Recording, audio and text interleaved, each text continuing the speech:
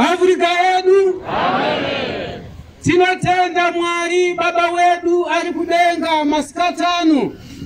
Wakatuma muranda wake Paulo mwasha wa Afrika kumazwani kupesera kuzorodza vanotenda. Iye Jehova wakanga aripo nachazvapo nekusingaperi. Jehova chiwanikwe chidza chapo chitanga kugara makoma asingasakare. Dande mutande gavira katandira nyika. Mwari watitendera kuyabate bhanekari pano pamaungwa. Tinotenda tatenderwa nashe. Tauya kudenga kuti kana tasvika kudenga Mwari wedu tigomuona. Amen. Tauya pano kuti timutsvake timuwane. Tigopinda munyika yechipikirwa takakwana. Nekuti tinotogadzirira tiri pano pasi pezuva toona maindiro ekudenga. Tinotogadzira tiri pano panyika tiwane mapindire kumabuda zuva. Amen. Tinotenda Mwari Baba wedu kudenga akatipa mwanakomana wake Jesu Kristu. Wakaberekwa mumwe chete woga akataurwa namaapostoli Johani. Pana Johani 3:16 achiti nokuti Mwari wakada nyika nokudaro kuti wakapa mwanakomana wake akaberekwa mumwe chete woga kuti ani naani anotenda kwaari arege kufa asave noupenyu husingaperi. Zvikanzi upenyu husingaperi ndihwo kuti wakuzive Mwari unoga zvokwadi naJesu Kristu wamakatuma. Saka Jesu Kristu wakauya muAfrica muranda wake St. Paul mwazvaAfrica wakatuma. Akauya muAfrica muna Paulo mwazvaAfrica muranda waMwari ane chokwadi. Iye akabatwa neruoko rwaMwari pahwedza pagomo renyangarire. Mwari amubata pamwoyo akati urege kutadza unofanira kuita basa rangu chienda. Mutumwa wechinomwe akatumwa kumazuva anokupedzisira kuzorodza vanotenda. Iyeye muranda waJehovha ndiye asina kufanana nemunhu kana kuenzana nemunhu. Asina simba remunhu. Asi ane simba rekudenga. Akanzi evhangeri akaparidzwa nenhana kuita siya vanhu. Nekuti haana kuipiwa nemunhu kana kudzidziswa nemunhu. Asi akairatidzwa naShe wedu Jesu Kristu. It's a revelated gospel. Now panapa we are preaching the glorious gospel of our blessed God. Kuvanhu vaMwari vakatengwa neropa. Kuti vapinde kumambo waMwari vakakwana. Kana tichiti muranda waMwari pomwe zvaAfrica haana kufanana nemunhu. Tinoreva kuti hakuna munhu pasi pezuva akabatwa neruoko rwaMwari akararama. Uye bhabhutizimu yemuranda waMwari Paulo mwazvaAfrica yakasiyana neyako akagara ipapapo. Nekuti wakanzi muzita raBaba neramwanakomana neramweya mutsvene ameni ukabuda mumvura. Muranda waMwari Paulo mwazvaAfrica akaita 2 weeks under the water. Achibhabhazwa Eliya. Afrika yedu. Saka vanoimba panapa vachiti hakuna wakafanana naPaulo mwazvaAfrica. Nguva imbonyararai ambopinda pavhesi. Haleluya. Saka vana vaMwari vachiti hakuna akafanana naPaulo mwazvaAfrica. Nekuti hazi munhu. Ingirozi yakaburuka panyika.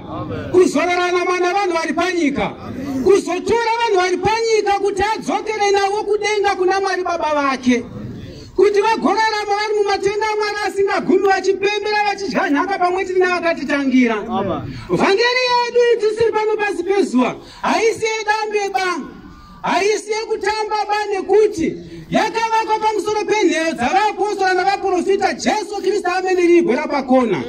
Kureva kuti iri pamusoro pana Peter vakatorwa pamuchichi pamusoro pasi makumbo mudenga. Iri pakati pana Stefano vakatsakwa namabwe kusvika vachifa vachiti Mwari varegera vana chavanoziva. Iri pakati pavarume vakavhiwa muganda vari vapenyu. Iri pakati pavanhu vakakandwa mumatope. Iri pakati paJohana akakurwa musoro ukainda kuna mambo uri mundiro. Evhangeri yaJesu. Yanzi vaprofita vadzidzisi vakafira Jesu. Varipo pamwe naKristu neni ndichaendawo. Neni ndichaendawo. Ndo pane basa ipapa. Ndo pane basa. Pane basa ipapa. Vaprofita vadzidzisi vakafira Jesu. Varipo pamwe naKristu. Neni ndichaendawo. Johana achizarurirwa. Akaona varume ivavo vakapoteredza chigaro choshe chikuru chichena mudenga. Vakapfeka nguo chena. Akabvunza kuti ndiwananiko? Zvikanzi Ishe wangu imi munoziva. Ndo vakabva mukutambudzika kukuru vakasuka nguo dzavo vakachenesa muropa regwayana. Hanzi vanhu vakanga vasina zororo rekuedzwa vaitambuzwa siku nesikati panguva yakanga vari panyika, vaichema misodzi, vaivanikwa nekuedzwa nekuti muedzi akanga achivaedza, vaitambudzwa, vaichema, vairohwa. Amen, amen, amen.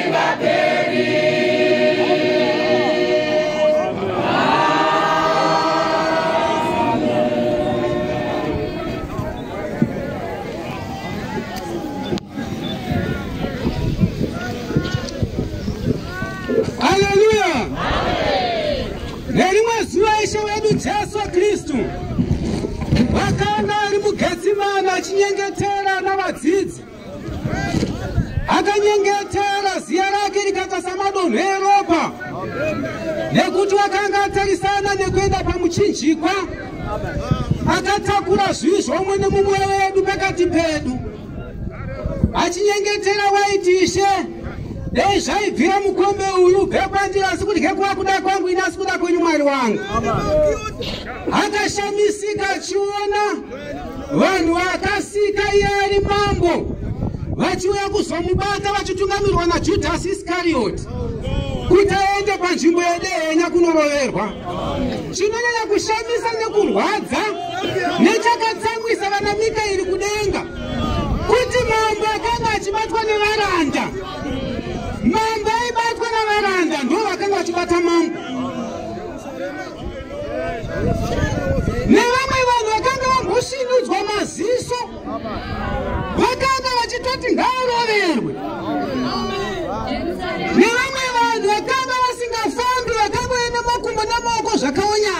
vakufamba vamwaitodedzera kuti ngaaroverwe avurikedu vakamubata vakaenda naye kumupirisita Kayafasi achibva ipapo achida kuvapirisita vakuru akabva ipapo akaenda kuna Pilato akaenda kuna Herodhi akadzokera kuna Pilato padhagiramu rese iro riri Ishe wedu Jesu Kristu wairohwa neshamu dzaidzikura nyama hembe yake yakadambuka nenyama yake yakadambuka ropa rakayerera wakanga asisine chimiro chekutangaradza kuti munhu akanga asisina umambo hwekuti zvingaradza kuti ndimambo nekuti varanda ndo vakanga vakutonga vachitonga mambo achibuda ropa nzira yese achizvuzvurudzwa pamwe pacho achikakaradzwa zvakashamisa murume weKurene ainzi Simoni nekuti sabata yapfuura wakanga angoenda muJerusarema achienda kunonamata asvika imomo akanga awana vanhu vakanga vachiti ngaarumbidzwe mambo Jesu ngaarumbidzwe asi nemusi uyu akadzokera aona kunakidza kwakaita sabata rapera achisvika muJerusarema akashamisika achinzwa ruzha asati atombosvikako akateerera ari kure akanzwa mashoko aiti ngaaroverwe nekuti wakatirambidza kuripira Kesari mutero ngaaroverwe nekuti anozviti ndimambo wavaJudha akashamisika kuti chii chiri kuitika akaswedera pedyo akaona mambo Jesu akatakura muchinjikwa akasvika akamanikidzwa kutakura muchinjikwa akati watakura kuipa Jesu kusi kuipa kwake akaripa mhosva Jesu isi mhosva yake ndinozviziva kuti wakanga ari munhu ane tsitsi nekuti wakaporesa mukadzi waibuda ropa kwemakore 12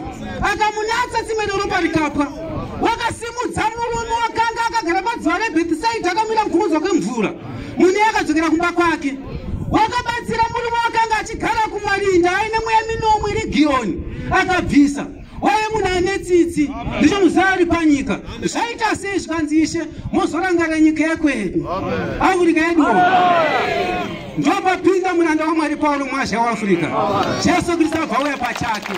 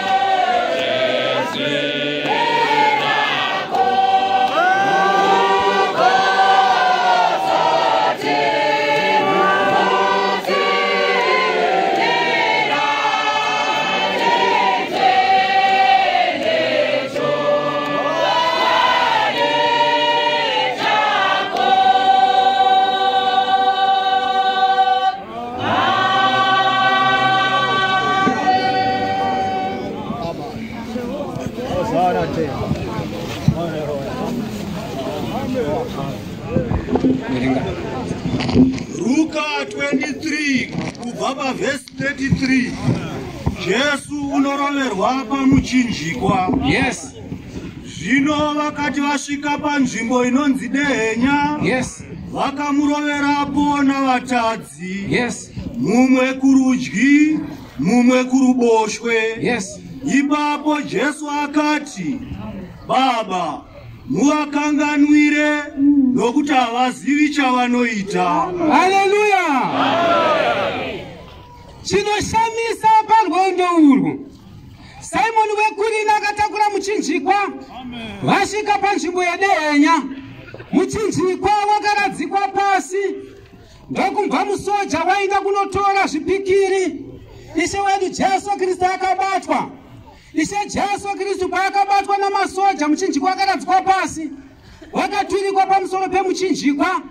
Ruoko rukabatwa rukaiswa padanda. Rweruboshwe rukabatwa rukaiswa padanda. Makumbo akabatanidzwa akaiswa padanda. Mai vake munozamu yokubereka vanoti, ndakashamisika kwazvo ndichiona sando nezvipikiri zvichiuya. Ndaifungidzira kuti zvimwe mwana wangu aizoita chiratidzo sezvandakambenge ndaona kumashure uko, kuti wakanga aita zviratidzo zvizhinji nezvinoshamisa. Saka ndakafungidzira kuti musi uyu waizoregedzwa aita chishamiso chikuru. Asi ndakashamisika mwana wangu achiita segwai risingachemi pamberi pavaveuri varo. Achingobatwa ruoko ndikaona chipikiri chichipinda mutenda flesh chichienda padanda. Ndobva ndaona makumbo achibatanidzwa, ndobva ndaona chipikiri chichipinda munyama chikaenda padanda. Ndakaona varume vane simba vachisimudza muchinjikwa vachiujatira mugomba ranga rakadzika-dzika, nyama yake ichibvaruka-bvaruka, ropa richideuka. Ani ndakashamisika nekuona kuti mabwe akanga akapoteredza muchinjikwa akadonhera neropa akatsemuka, namakuva akanga akapoteredza muchinjikwa akazaruka nekuda kwesimba reropa. Saka takabatsirana pamwe chete naSimon weKurini kuimba rwokuti watakura kuipa Jesu kusikuipa kwake, akaripa mhosva Jesu isi mhosva yake. Tikaona kuti wave munhu ane tsitsi asina kutadza, raparara ropa rako, wakanaka ini. Amen. Amen. Mambo wedu Jesu Kristu wakatambudzika, wakatambudzika. Saka isu vana vake ngatifambe nzira imwe yekutambudzika kwake. Isu vana vake ngatifambe nzira imwe yekutambudzika kwake.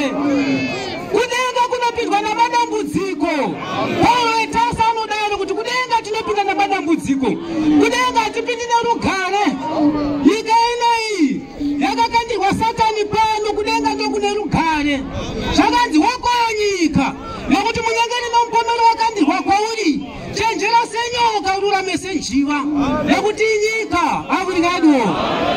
Inyika asiri muranda waMwari pomwe zvavurika tisisipo, asi nekuda kwekutumwa kwemutumwa waMwari pomwe zvavurika akagarwa naJesu tiri pano. Tiri kuparidza umambo hwaMwari, tichitavirira evhangeri mumadambudziko, tichitavirira evhangeri kuti irege kuparadzwa, tichitavirira evhangeri kuti irege kutorwa, irege kubvutwa. Isu vana vake ngatifambe nzira imwe kutambudzika kwake, kuti isu tigorarama mudenga. Avurikadwo ndozvaakafira izvozvo, kukutenga ine ropa kuti mugomumirira pano pasi pezuva.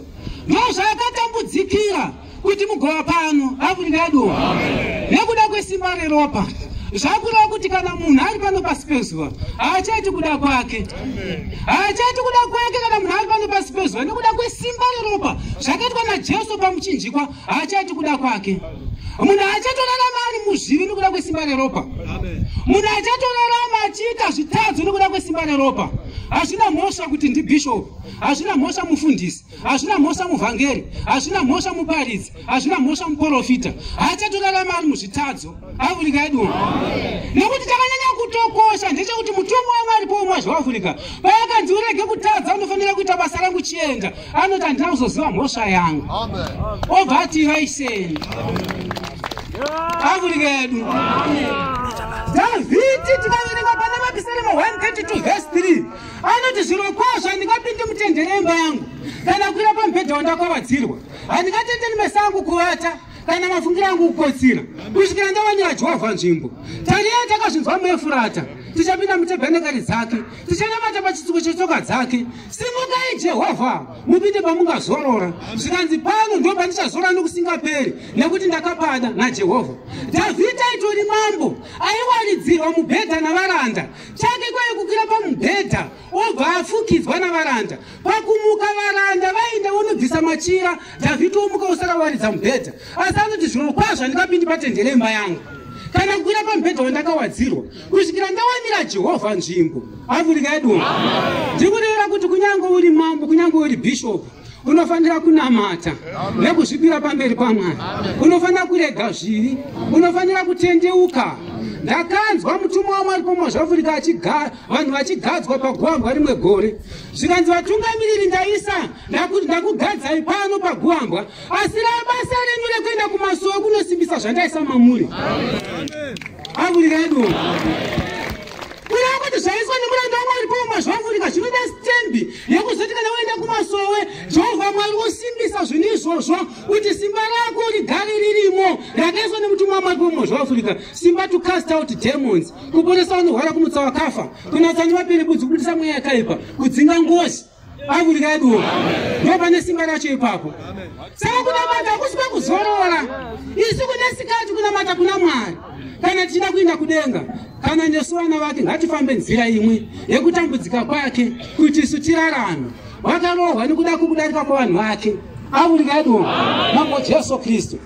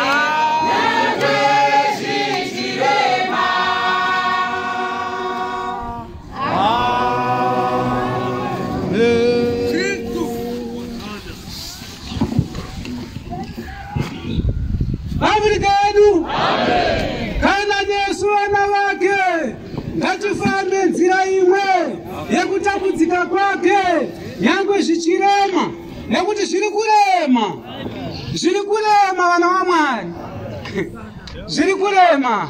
Asi wamashure apa ndosaka takati Paulo ari kuchemera magamba. Zvairehwa nguva inoyi, nguva yatiri pairi iyoyi, ndopanzi Paulo ari kuchemera magamba. Vanomira zvokwadi, kunyange vachirohwa, kunyange vachitukwa, kunyange vachisekwa, Paulo ari kuchemera magamba. Ndopa zvairehwa papa, kunyange vachivengwa, nekuti zvokuti kuti muchavengwa navanhu vose nekuda kwezita rangu, asi anotsungirira kusvika pakuguma ndiye achaponeswa. Afrika yedu kunamata kuna Mwari musangano rwavapostoli veAfrica kukomborerwa. Kukomborerwa kuva muno muchechi yavapostoli veAfrica, nekuti pakutotanga kwacho mutumwa waMwari pomozha weAfrica anototanga kunyora isu Afrika yedu. Bhuku yemazita evanotenda yakapiwa mutumwa waMwari pomozha weAfrica panamba 8 Jefferson Road. Ndiye anotipinza mushe waMwari, achakumikidza isusu mumaoko aKristu achiti ndiye marudzi ose akaponeswa mambo Jesu Kristu. Vakateerera inzwi rangu randakadzidzisa, vakafamba muromo wandakareva wakanga wandipa mudenga, ndiwo marudzi ose azoponiswayo. Vanhu vaMwari, pane mumhanzi uri kudenga uchazoridzwa. Iwewe kana wozoridzwa pamabuda zuva uchaparura namakotsi emunene panyika. Mumwe nomachitongwa sezvaakabata sezvaakaita. Kana mumhanzi wakuridzwa, Jesu anenge auya navanyai vedenga vakuru navatumwa vanoera, vachapo nekuchema kukuru nekugida kwemeno. Mumwe nomachitongwa sezvaakabata. Ndo musi unoonekwa kuti bishopu ane girlfriend yangaitaurwa panapa. Ndo musi unoonekwa kuti mufundisi angaine makona. Ndo musi unoonekwa kuti mai mufundisi vangaine mazango. Ndo musi unoonekwa kuti muvhangeri wakanga akaromba. Musi iwoyo kunyange zvisina kubatwa nemuprofita, asi kana mumhanzi wakutsemura napanyika uchiparura namakuva, mumwe nomachoonekwa zviitiko zvake, kunyange zvakaitwa pasi penyanza, kunyange mumakomo, kunyange mudzimba dzemukati, zvose zvichabuda pachena. Hakuna chakaipa chisingazozarurwi. Mai, munopinda here? Munopinda here? Munopinda here?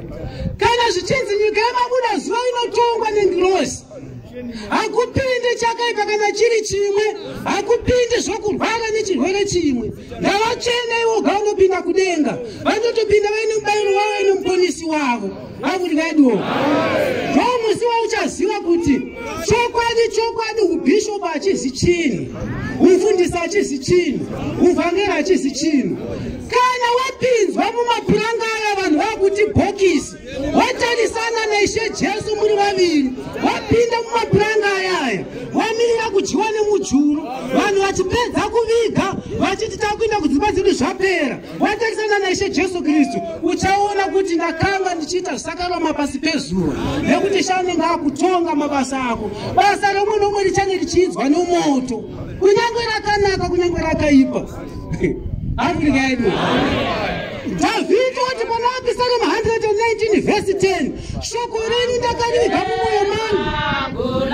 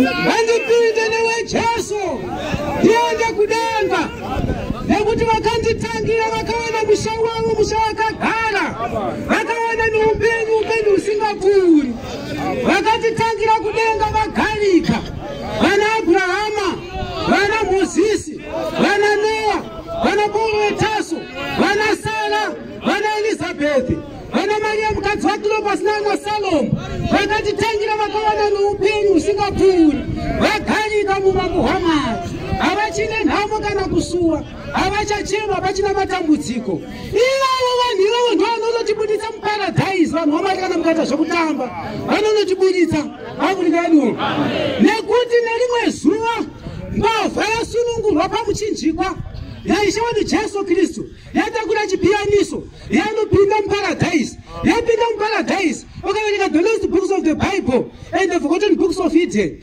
kunonzi yanopinda ichinopinda pamukova weparadhaisi there was stampede hanzi vakomana vakanga vari muparadhaisi vakamhanya kumukova weparadhaisi kuda kunovharira kuti asapinde mukati vachiti iwe chiso chako chakaita sechembavha unotsvakei muno chiso chako iwe chakaita sechembavha nei vamhanya vana Dhaniyeri nana Abrahama nana Isaya chiso chako chakaita sechembavha nei unoda kuya muno vakomana unotibudisa muparadhaisi vaye vakatitangira netoakawana nhamo nekuda kuevhangeri kusvika Ishe Jesu azotozomuka from the 10th heaven nongo adzoka akapinda muparadhaisi akati vakomana muregererei ndamuregera pamuchinjikwa ngaatendeuke munhu ndobva akatenduka vakaona muchinjikwa zvikanzi awo zvakanaka Ishe ngaachipinda asi vakanga vati haapinde nekuda kwokuti chiso chake chakaita sechembavha anotsvakei munhu Afrika yedu saka basa rako reuri kubata bata uchiziva kuti uchanogara iri padyo nababa Abrahama bata uchiziva kuti ndichanogara iri padyo namai Sara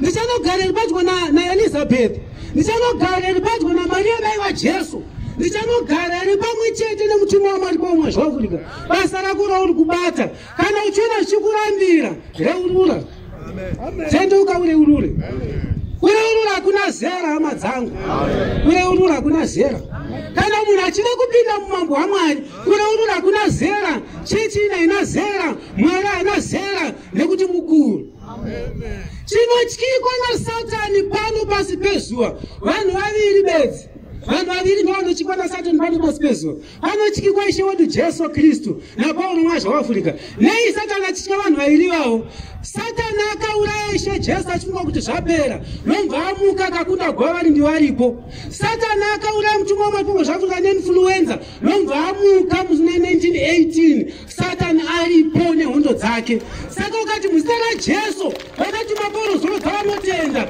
Satani anobhatiza ndo vanhu vanotya ivavo vaviri Afrika yedu saka tiri panapa vanhu vaMwari tiri pano paEaster panapa tataura nezveropa raJesu akatifira pamuchinjikwa ropa rikadeuka asi tiri panapa tiri vatungamiriri vanofudza maboka raMwari boka rekereke Afrika yedu vatungamiriri vanenge vatakura areke yesungano they must be holy before God vanenge vatakura areke yesungano chinonzi areke yesungano inini ndichikura I was born in the African Apostolic Church ndainzwa Bishop Juru nguva zhinji panapa vava vasinganyanyi kutaura vachiti pulpit vaiti aritari panapa ndakamira vaiti aritari kuda kuti paaritari panenge paine areke yesungano areke yesungano ndeyekuti kana vanhu vanamata vanosangana naMwari paareke yesungano Kristu Jesu opinda muaritari kuna vanenge variurura voregererwa zvakaipa zvavo muaritari voita sevasina kumbotadza saka kana munhu ari paaritari nepaareke yesungano ari patebhanekari anofanira kuita kuda kwaJesu achitenduka achiura zvakaipa zvako akachena Jesu munzwira tsitsi achiri pachigaro chenyasha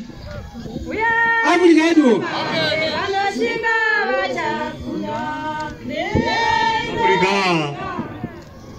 Haleluya.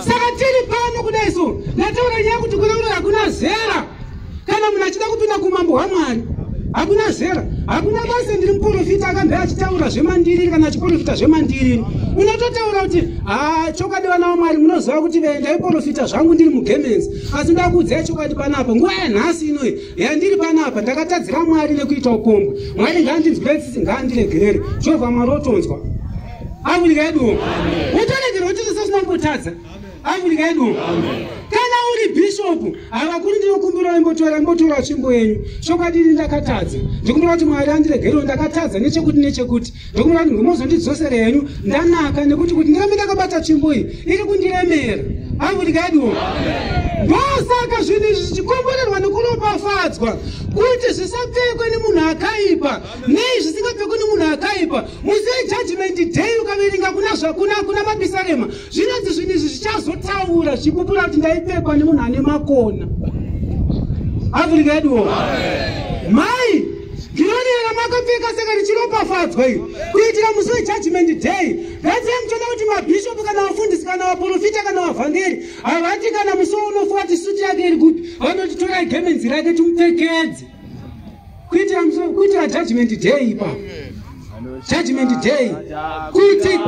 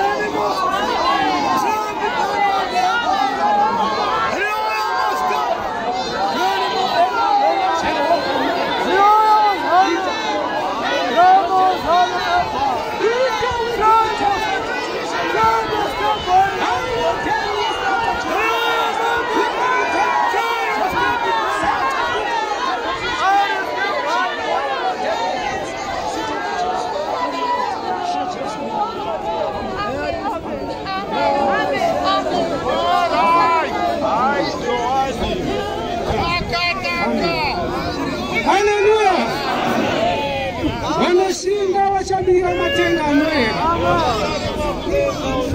Ishe Jesu akati ndinobva kwamuri vakomana, ndinoenda kudenga, nene kugadzira kugara, kuti ena chaye, nedhebha chu, Christ the Son, maita dhamo, Jerusalem, muzita waJesu.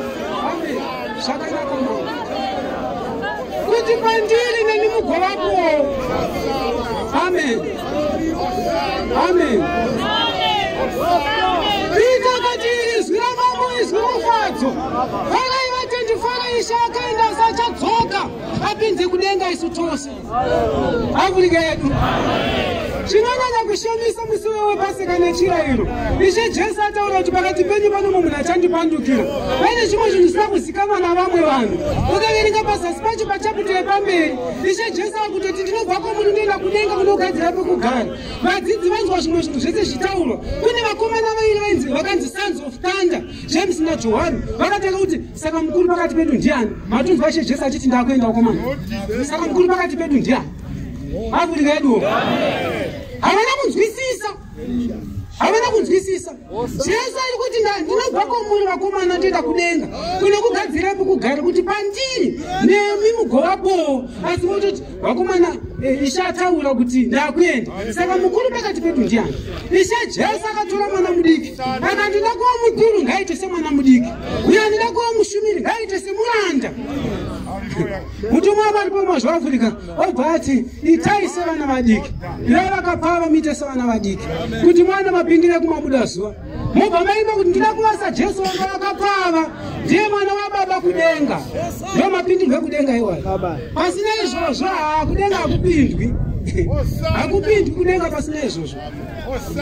Ishe Jesu kunyange akanga akaenzana naMwari, haana kuti kuenzana naMwari ndechinhu chinofanira kubatisiswa, asi akazvininipisa kusvikira parufu, irwo rufu rwamuchinjikwa.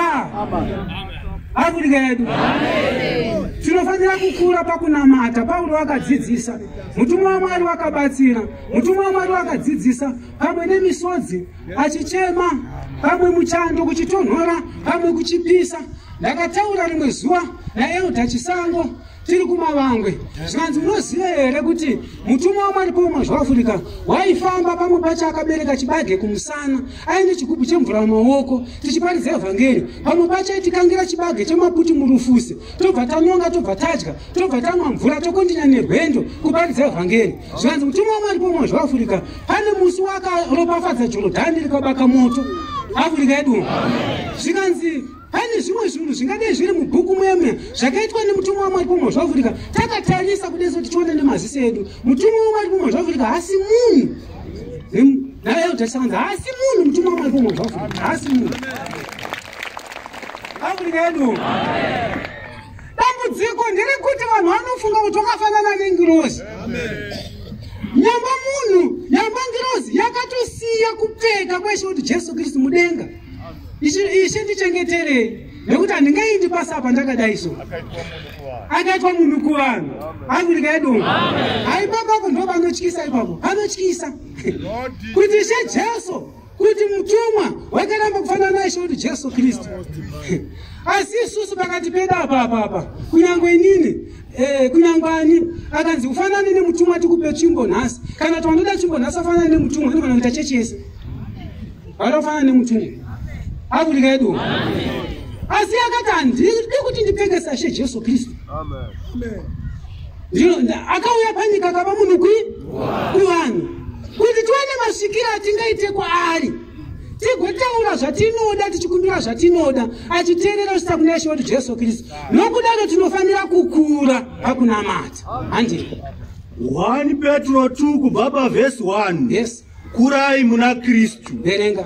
Naizvozvo rashai zvakaipa zvose. Yes. Nokunyengera kwose. Yes. Namanomano. Yeah. Negodo. Yes. Nokuchera kwose. Yes. Savacheche vachangoberekwa. Yes. Pangai mukaka womweya usina kushatiswa kuti mukure nawo mugoponiswa. Kana makaravira kuti Ishe uno moyo munyoro, uyai kwaari iye ibwe penyu rakarashwa navanhu asi rakasanangurwa naMwari rinokosha. Nemiwo samabwe mapenyu muvakwe muve imba yomweya muve upurisita utsvene kuti mubayire zvibayiro zvomweya zvinofadza Mwari nokuda kwaJesu Kristu. Nokuti murugwaro zvirimo zvinoti, tarira ndinoisa muSayoni ibwe rekona rakasanangurwa rinokosha, nounotenda kwaari haanganyadziswi. Naizvozvo imi munotenda munako kukudzwa, asi kuna vasingatendi ibwe rakarashwa navavaki, asi kuna vasingatendi ibwe rakarashwa navavaki ndiro rakaitwa musoro wekona, uye ibwe rokugumbusa nedombo rokupinganidza.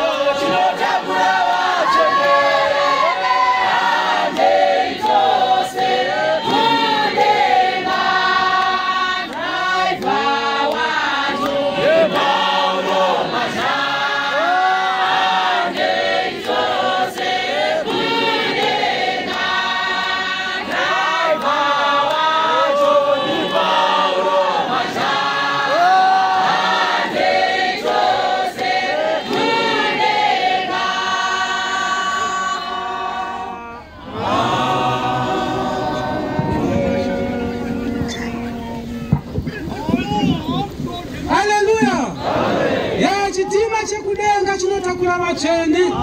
Saka munofanira kukura pakunamata napakutenda. Kurai muna Kristu Jesu, imi vana vaMwari. Chitima chekudenga chinotakura vatsvene, nekuti chitima icho chinofamba nemuranda waMwari Paulo Mwazha waAfrica nemadhongi maviri anenge achikakata, Mozisi naDhanieri, Afrika yedu. Mozisi akamira the 10 commandments murawo, Danieri akamira chiprofita. Saka muchiona kuti the African Apostolic Church has been built on the doctrine of the prophets and apostles, Jesus Christ being the chief cornerstone. Yakauka pamusoro penhedzo apostoli navaprofita, Jesu Kristu ari gwerekoni. Kuda kuti muno muchechi munomu chinoshanda munomu murau neprofesi, kana zvisina kuita saizvozvo haisiyo. Kunyange kwakagara kwane kwakagara kwana izvozvo zvisipo izvozvo haisiyo. Nekuti iye mutumwa waMwari Mwazha waAfrica anofamba nemurau neprofesi. Iye mutumwa waMwari Mwazha waAfrica achifambisa basa raMwari achiisa kuna Ishe kuti Jesu Kristu. Africa yedu. The African Apostolic Church iyoyo. Ndo chechi yevaapostoli vaAfrica. Chechi ye African Apostolic Church haina kutanga muna 1957 pakanzi the African Apostolic Church. Daily it was the fulfillment of the prophecy yakanga itika muna 1934 pakaonekwa varume vakanga vakapfeka magemenzi machena vakatarisa pamahymnbook vachiimba zvinosiririsa asi mwoyo yavo yakatarisa kudenga kuna Mwari. Ndo pakatanga chechi yevaapostoli vaAfrica. Pamunonamata kana musinganamati mwoyo yenyu yakazvipira pamberi paMwari, meso yenyu akatarisa pamahymnbook asi mwoyo yenyu ikasasina kuzvipira pamberi paMwari, kuchenjerai kuti haisiyo Africa yedu. Pamunonamata pega pega tarisai pamahymnbook asi mwoyo yenyu akatarisa kudenga kuna Mwari. Imbai asi mwoyo yenyu akatarisa kudenga kuna Mwari. Ndo zvinokubatsira muzive kuti tiri mune iyo chechi yacho chaiyo ye the African Apostolic Church. Kana madaro makura paUkristu, makura pakutenda, makura pakunamata Mwari. Chinonzi kukura pakunamata Mwari kureva kuti zvandaita kare zvakaipa ndakuzvisiya, handichazviti, handichazvidzokororizve. Zvakataurwa naDhavhidhi pana Psalm 119 verse 10 achiti, shoko renyu Mwari ndakariviga mumwoyo mangu kuti ndirege kukutadzirai. Dhavhidhi paanoti shoko ndakariviga mumwoyo, anova kuti ndakaviga Jesu mumwoyo. Haana kuviga upombwe, haana kuviga kuba, haana kuviga uroyi, haana kuviga godo, haana kuviga kupesana, haana kuviga kuzvikudza, haana kuviga kuuraya, haana kuviga kutuka, haana kuviga makuhwa. Shoko renyu ndakariviga mumwoyo mangu kuti ndirege kukutadzirai. Pamashure pacho akamhenga abvunza kuti jaya ringaramba richinatsa nzira yaro neiko zvikanzi kana richichenjerera sezvinorayira shoko renyu. Vhangeri yemuThe African Apostolic Church yakanaka vanhu vaMwari. Pakuipiwa takata nemuranda waMwari Paulo Mwazha waAfrica.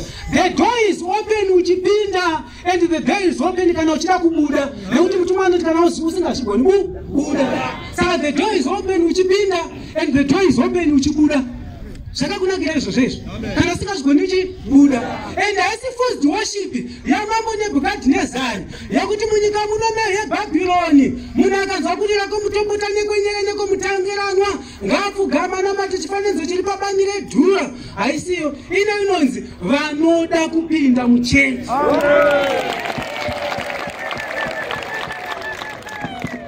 Afrika yedu.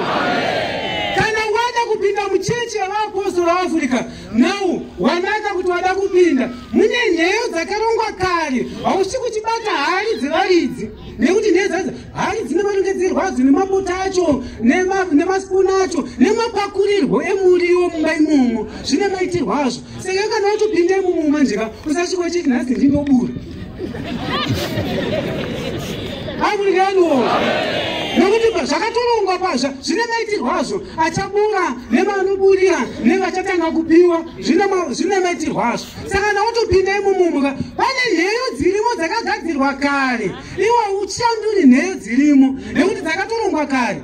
Chechi yevaapostoli vaAfrica haina kutanga panyika ndokuti muzive zvimwe zvinhu zvakavanzika. Haina kutanga panyika panapa nekuti dei yakatanga panyika panapa ingadei yevanhu, asi yakatobva kudenga kuna Mwari nemutumwa waMwari Paulo Mwazha waAfrica nobva yaburuka panyika. Purpose yekudzika kwayo pano panyika kuzotora vanhu vari pano panyika kuti idzokere navo kudenga kwayakabva. Saka zvese zvatinoita muno muThe African Apostolic Church hapana kana chedu kana chimwe chete, nekuti chiraro chakabva kudenga kuna Mwari, chechi yakabva kudenga kuna Mwari, mutumwa akabva kudenga kuna Mwari, Ishe Jesu akabva kudenga kuna Mwari, maBhebheri akabva kudenga kuna Mwari, zvese zvinobva kudenga kuna Mwari. Saka pana chedu musangano wavaapostoli vaAfrica kungoteera zviripo Afrika yedu. Saka zvino munofanira kutokura pakunamata kuna Mwari. ivi vakatenda muthe African Apostolic Church kana uri muprofita hazvizi zvekuda kungoprofita vanenge vaina mari raimire chembere rakati ndandanda vanzwa nekupfugama vakangomira kamira kuti uchauya azvisinei ndipo vanotobatsirwawo kunyange vasina mari mutumwa wamaripo umwe zvaafurikanzwa kuti maibheni masvaure vakurwara zvekufa haana kungoti inini mari yekuyeko kwandina ndotondongerewo mari akatasva bhasikoro ndaenda ikoko kwaunditora maibheni masvaure nebhasikoro rake Afrika yedu ndozviri musangano rwaapostoro Afrika makangopiwa chingopaiwo isangano rwaapostoro Afrika irore Afrika yedu kana uri mufundisi usagara uri paonu makisiti chimondotoitora ikuzwa kuti pandiri papangu zvangu zvakatoringana ndiri mufundisi ndovana kubata dunhu zvakatokwana zvakadaro nekuti musi wekupinda kudenga hazvibvunzwi nyaya yeufundisi hazvibvunzwi nyaya yeuvhangeri musi wekupinda kudenga kunongobvunzwa mabasa enyama kaita makanga muchiitei Jesu vati havazi vose vanoti ishe ishe vachapinda kumambo wekudenga asi vanoita kuda kwababa vangu ari kudenga nekuti anozwa mashoko angu akaita wakafanana nemurume wakachenjera wakapengepe imba yake paruware mitutu mizhinji ikavhuvhuta nemvura zhinji ikanaya ikarova imba iyoyo imba iyo haina kubutsika nekuti akanga akatewa paruware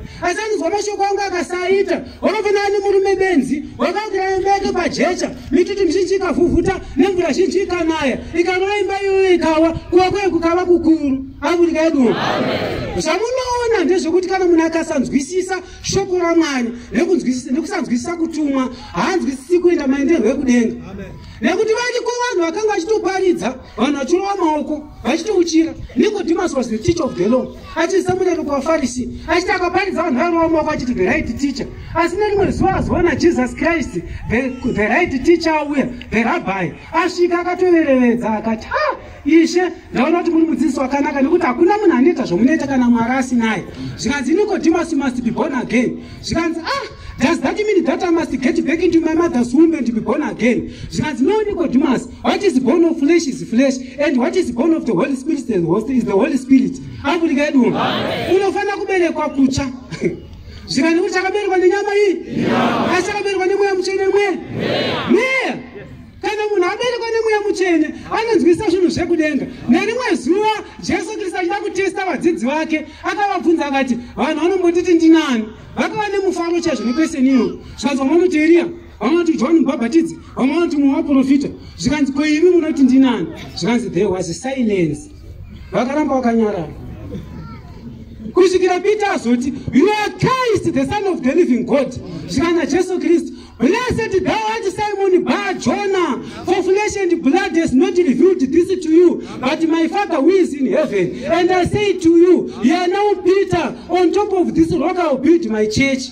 How will I do? Saka takazwa kuti Jesu akira kudenga Jesu asati aenda kudenga Jesu akasiya ati kuna Peter fudza makwai angu achiwaka kereke yaMwari Afrika yedu akaitungamira mumweya nemuzvokwadi achinamata kuna Mwari mumweya nemuzvokwadi saka ukasanzwisisa zvinhu zvaMwari unogona kugara muna muchechi muno musingazivi mutumwa waMwari mumwe zvakuita ndiani ukaita makore ane 100 usingazivi kuti muranda waMwari mumwe zvakuita ndiani asi kana ukanamata uchiteurirwa nekutsvaka Mwari mumakomo nemumasowe unozvinzwisisa kuti ndakapinda muchechi chaiyo chechi yevana vaMwari vanoenda kudenga ndichapinda kunyika yemabuda zuva handina doubt Afrika yedu asi kana ukasaziva izvozvezvo ndo zvakanzi naJohani vanhu vauya kuzobhabhatidzwa zvikanzi naJohani you brood of vipers who want you to flee from the wrath to come bear fruits that befits repentance and don't say to yourself what Abraham for God is able to raise up children from this stone to become children for Abraham and behold an axe has been laid on the root of a tree therefore a tree that does not bear good fruit is cut and thrown into unquenchable fire Afrika yedu inoona venyoka ndiani kwakunyerere kuti muchizive kutama kunouya musati tina Abrahama sababa vedu nekuti Mwari anokwanisa kumutsa vana vakavana vaAbrahama naizvozvo zvisanhu ratuswa pamudzi womuti muti umono musingabereki zvibereko baba vachautema vaukandire mudziwa romoto Afrika yedu unotemwa ukakandwa mudziwa romoto tendeukai kuguma kwava pedyo Jesu Kristu achiri pachigaro chenyasha akazoenda pachigaro chokutonga nguva yekutenduka ichashayikwa. Saka nguva yazvino Jesu achiri kupinda muHall of Holies, vanhu ngavatenduke vachengete kururama, vachengete zvipfuno zvaJehovha vagopinda munyika yemabudazuva. Ishe akombere sokota